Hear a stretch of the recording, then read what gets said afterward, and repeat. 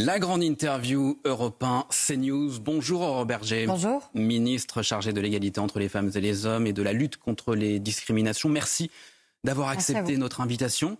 Ça y est, le disque est cassé. C'est-à-dire, le disque est cassé? L'album du Mozart de la finance.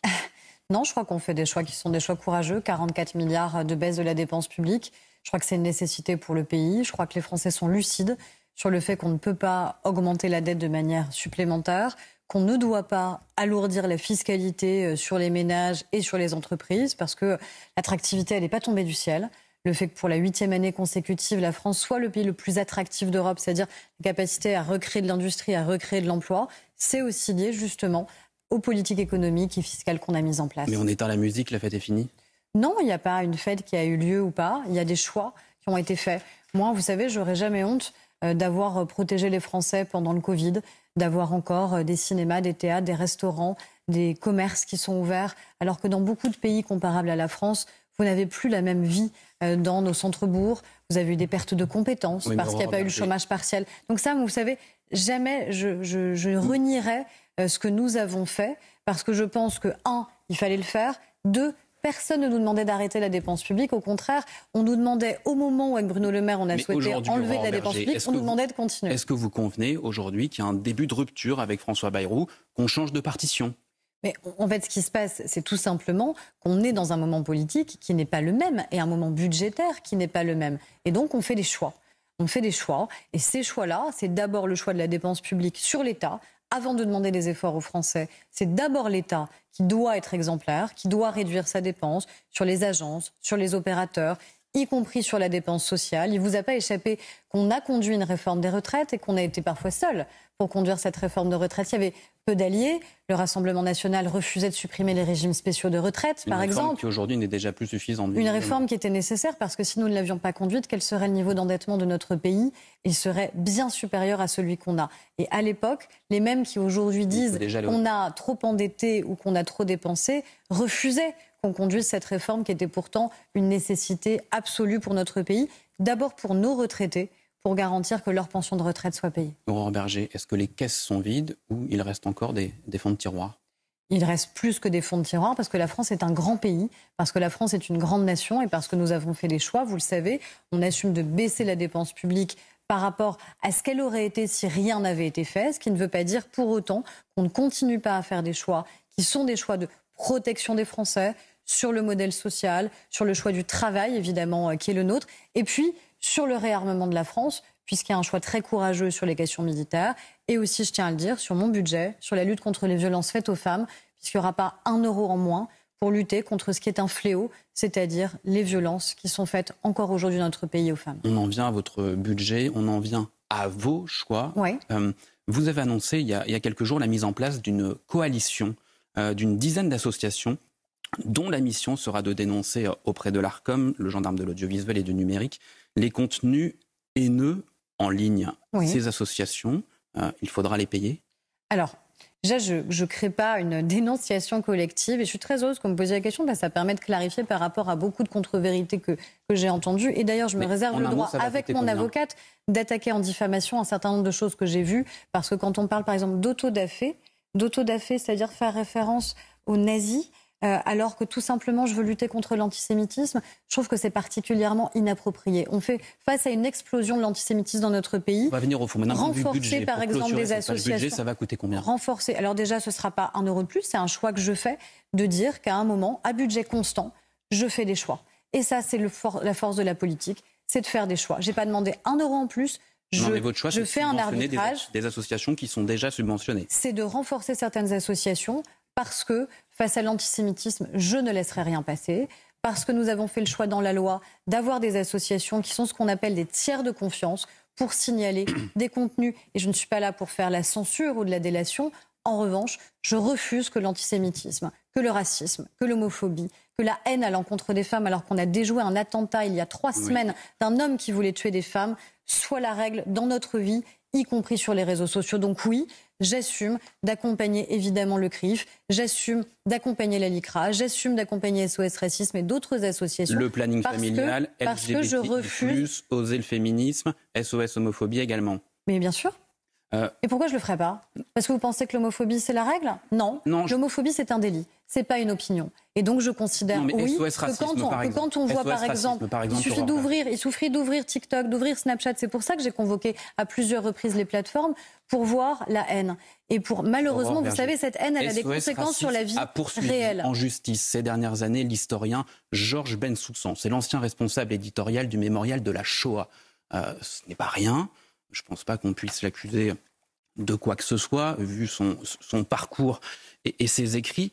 Il avait eu le malheur de dénoncer un antisémitisme arabo-musulman dans certaines banlieues françaises, incitation à la haine raciale. Voilà de quoi l'accuser, par exemple, Monsieur Sopo, que vous allez subventionner.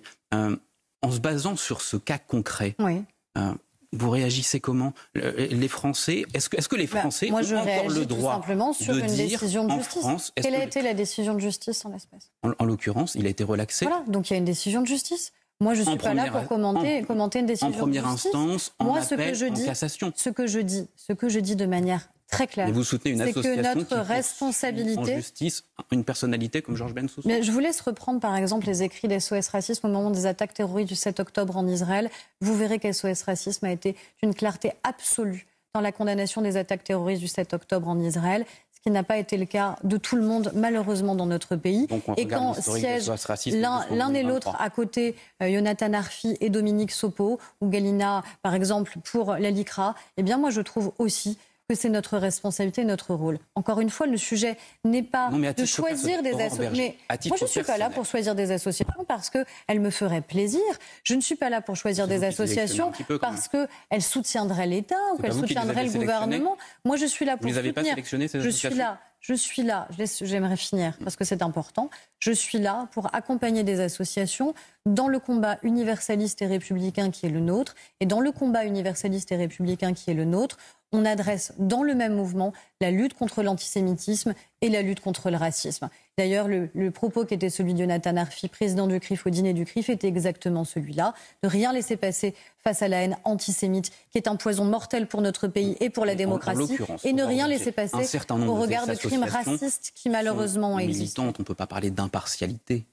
Mais attendez, ils ont une certaine vision. Peut-être vous aussi êtes-vous militant, allez savoir dans les questions que vous me posez ce matin. Vous savez, le militantisme, c'est tout simplement avoir des convictions. Vous avez le droit d'en avoir, j'ai le droit d'en avoir. Moi, ce que je sais... Il y a bien une sélection, c'est ce que je veux dire. Vous avez des convictions, vous sélectionnez en tant que ministre. Ce que je sais, c'est que c'est l'ARCOM qui décidera par rapport à des règles très strictes édictées dans la loi, qui peut devenir signaleur de confiance ou pas, pour ensuite faire en sorte que nos enfants et nos adolescents soient protégés de la haine. Ça ne veut pas dire qu'il y aura de la délation, ça ne veut pas dire que ce seront des opinions politiques qui seront critiquées. Par contre, oui, nous avons aujourd'hui des responsables politiques, vous l'avez par exemple rappelé ce matin, Rima Hassan, qui diffusent de la haine. Et donc oui, justement, on peut assumer de refuser tout simplement ce qui est illégal. Vous parlez de haine en ligne, le chanteur Amir. Je finis juste. Et ce qui est illégal hors ligne doit l'être également en ligne. L'antisémitisme, le racisme, l'homophobie, la haine à l'encontre des femmes qui conduit à ce que des hommes aujourd'hui veuillent commettre des attentats pour tuer des femmes, c'est illégal. J'entends que ce le soit et j'entends continuer à lutter pied à pied contre cela. Lorsque vous voyez que le chanteur franco-israélien Amir fait l'objet d'une campagne de dénigrement sur les réseaux sociaux, menée notamment par des mouvements pro-palestiniens, menés par certains élus de la France insoumise, vous faites quoi ?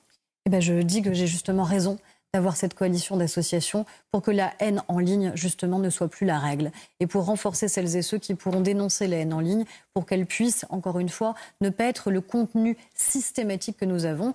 Amir est à la fois un très grand artiste, il a tenu des positions qui sont très claires. La condamnation des attentats terroristes qui ont coûté la vie à 50 Français le 7 octobre 2023 en Israël. Des messages de paix, d'ailleurs, assez clairs. Aujourd'hui, certains refusent de chanter à ses côtés pour deux raisons évidentes. Un, parce qu'il est franco-israélien, et sans doute, malheureusement, parce qu'il est de confession juive. Et ça, c'est intolérable. Et ça n'a pas sa place dans la République française. La grande interview Europe 1 CNews, Aurore Berger, en tant que ministre de l'égalité entre les femmes et les hommes, est-ce que vous seriez favorable à l'interdiction du burkini sur les plages ? Oui, évidemment. Oui. Aujourd'hui, il y a quelques jours, il y a un maire, le maire de Carry-le-Rouet, dans les Bouches-du-Rhône, qui a vu son arrêté municipal qui interdisait sur ces plages le burkini. Il a vu cet arrêté annulée par la justice? Parce qu'aujourd'hui, il n'y a pas le cadre légal qui permette à un maire de décider ce genre de choses. Mais moi, vous savez, j'ai toujours eu des positions extrêmement claires. Je n'ai pas attendu que certains se réveillent pour avoir des positions extrêmement claires sur la lutte contre l'entrisme islamiste, sur la lutte contre le prosélytisme religieux. Ça fait des années que je demande, par exemple, l'interdiction du voilement des fillettes, parce que je pense que conditionner nos enfants dès le plus jeune âge en leur expliquant que les petites filles doivent être soumises ou qu'elles doivent être pudiques est, à mon avis, un problème quand on est favorable à tout simplement l'égalité entre les femmes et les hommes, parce que cette égalité, elle se construit dès le plus jeune âge. On vient de parler d'un maire, celui de Carrie Lerouet, mais les maires sont aussi aux premières loges face à la montée de l'insécurité dans notre pays. Hier, dans le département, votre département des Yvelines, à La Verrière, une femme a attaqué une policière municipale avec un couteau de cuisine avec une lame de 20 à 30 cm.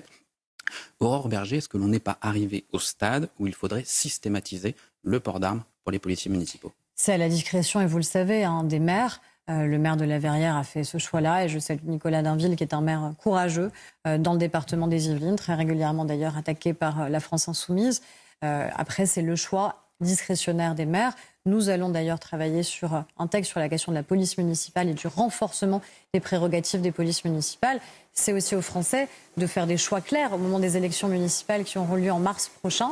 Et dans ces choix pour les élections municipales se posera la question justement d'avoir ou de ne pas avoir des polices municipales, de les armer ou de les désarmer, puisque certains maintenant veulent les désarmer systématiquement, ce qui n'est évidemment pas le projet que je soutiens et que je porte. Aurore Berger, on parlait il y a quelques instants de la France insoumise.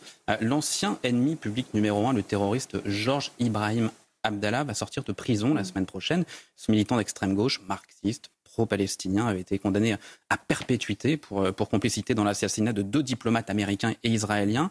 Aujourd'hui, en 2025, la gauche se réjouit de la libération de ce terroriste. C'est jamais une bonne nouvelle qu'une personne qui a été condamnée pour complicité de crimes terroristes soit libérée. Mais ce qui est encore plus insupportable, en tout cas, ce qui est encore plus insupportable, c'est que certains puissent se réjouir qu'un homme qui a été condamné, reconnu coupable par la justice française, parce que complicité de crimes terroristes pour 2 personnes qui ont été assassinées, se réjouissent de cette libération et fêtent cette libération. Pire, et oser dire qu'il s'agissait d'un prisonnier politique. Il n'y a pas de prisonnier politique en France, il y a une justice. Et cette justice, elle est indépendante, elle est impartiale, elle a fait son travail en condamnant. Et je regrette évidemment ces prises de position insupportables. Mais est-ce que la perpétuité, aujourd'hui, en France, la prison à vie, ça veut encore dire quelque chose ?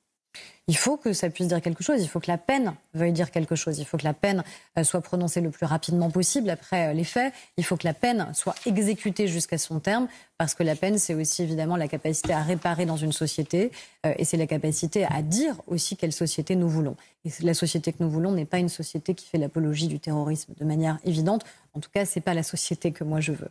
Pendant ce temps, lui, Boualem Sansal, est toujours enfermé en prison en Algérie. Cela fait 244 jours, 8 mois que notre compatriote est emprisonné. Rien ne bouge, ou si peu. En tout cas, c'est le constat de son comité de soutien. On attend quoi ? On a agi, vous le savez.